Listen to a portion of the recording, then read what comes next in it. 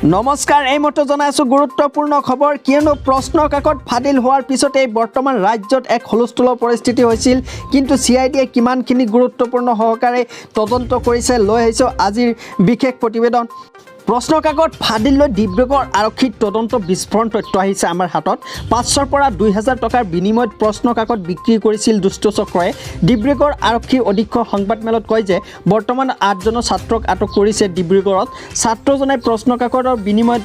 ধন লেনদেনৰ প্ৰমাণ ধৰি বিভিন্ন তথ্য লাভ কৰিছে আৰক্ষীয়ে জনাইছো এই মুহূৰ্তত গুৰুত্বপূৰ্ণ খবৰ এই খবৰটো আপোনাৰ কাৰণে অতিকৈ জৰুৰী প্ৰশ্ন কাকত ফাদিল হোৱাৰ পিছতে পৰীক্ষাখন বাতিল কৰিছিল এটা গুৰুত্বপূৰ্ণ খবৰ আমি আপোনালোকক দিবলৈ যত্ন কৰিম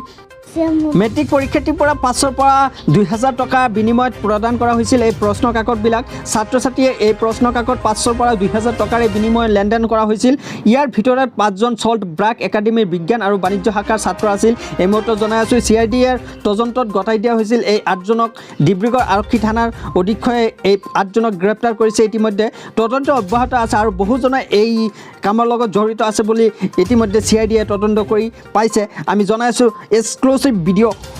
ইফালে আৰক্ষী অধীক্ষক কাৰ্যালয়ত উপস্থিত সল্ট ব্ৰেক একাডেমীৰ সঞ্চালক আশ্বিন দুৱাৰ অধ্যক্ষ ৰঞ্জিত বৰুৱাই কেইবাজনো শিক্ষাৰ্থী হুদা পোছাৰ বাবে আৰক্ষী অধীক্ষক কাৰ্যালয়ত উপস্থিত হ'বলৈ নিৰ্দেশ দিয়া হৈছে তেওঁলোকক কিন্তু আচলতে সম্পূৰ্ণ ঘটনাটো কেনেকৈ বিস্ফোৰণ হৈছিল সেৱাৰ পৰা কেনেকৈ প্ৰশ্ন কাকতবিলাক লৈছিল এই সবিশেষ তথ্য এতিয়ালৈকে অহা নাই এতিয়ালৈকে এই তথ্যবিলাক অব্যাহত আছে হয়তো নিশ্চয় আপোনালোকক জনাবলৈ যত্ন কৰিম এই তথ্যবিলাক পোহৰলৈ অহাৰ লগে লগে আপোনালোকক দেখাবলৈ যত্ন কৰিম আচলতে কেনেধৰণৰ সিহঁতৰ লগত লেনদেন হৈছিল সেৱাৰ লগত লেনদেন হৈছিল নে নাই এইটো বিষয়ে এতিয়ালৈকে অব্যাহত আছে তদন্ত